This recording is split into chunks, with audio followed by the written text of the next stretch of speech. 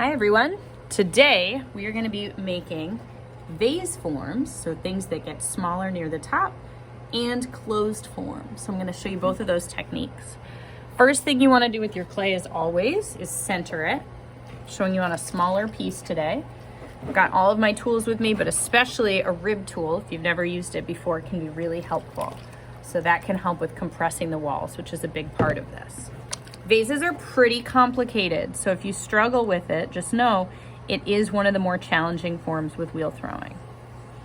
All right, so I've created my centered piece of clay, putting the hole down on the inside. Whenever you're working smaller, you want less water and less speed too. Okay, I've gone down as far as I'm planning. I'm gonna start by creating a cylinder. So when I say cylinder, I mean same size top to bottom. And you want the cylinder to be a little more narrow than the widest part of your bottle.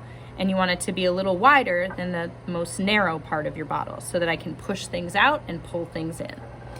So right now I've kind of pushed the sides out or the bottom out. And now I'm gonna pull up the walls, trying to keep it a cylinder. So remember, slow with pulling up the walls is key. If you knock it off center at any point, you can go back to that centering process. Or if you notice it's flaring out, you can do that as well, because we don't want it to be too wide. Feeling top to bottom, my top half is more even. The bottom's still a little thick, so I'm gonna do one more pull part of the way up just to get more of an even thickness to start with. Okay, so anytime you introduce complex curves, gravity is gonna wanna make this thing collapse a little more. So if I have walls that are like this or like this, gravity is gonna wanna push it down. So to combat that, less water, and this is where your rib tool comes in. So before doing any work with it, I'm just very gently going to put my rib up against the walls, and you'll notice it's collecting all of this slip, so it's compressing the clay and making it stronger. All right, now I'm gonna work on the bottom half, bringing it out before working on the top half. Okay, so I'm gonna take my fingers on the inside and have them push outward.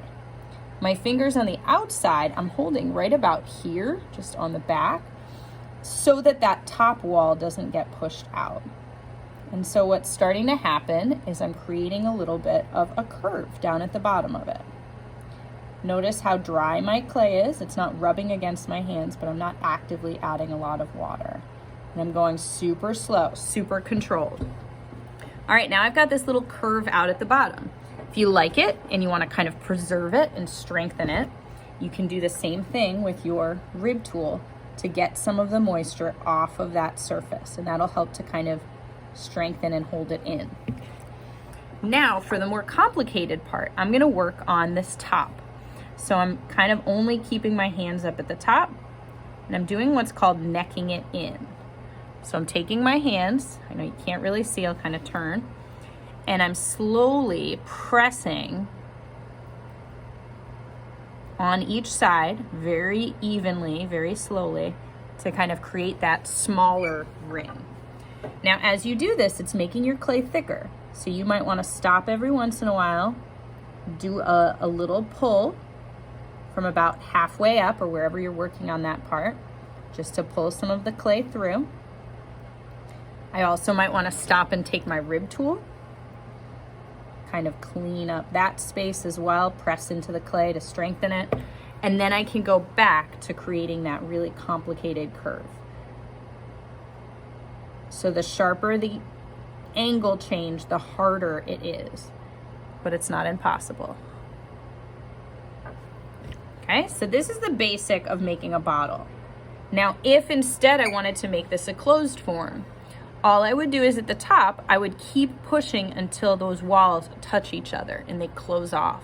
The benefit of that is you have trapped air, so then you can do a lot of shaping on the outside and you can push on it with a rib tool. But that's the basics of making a bottle.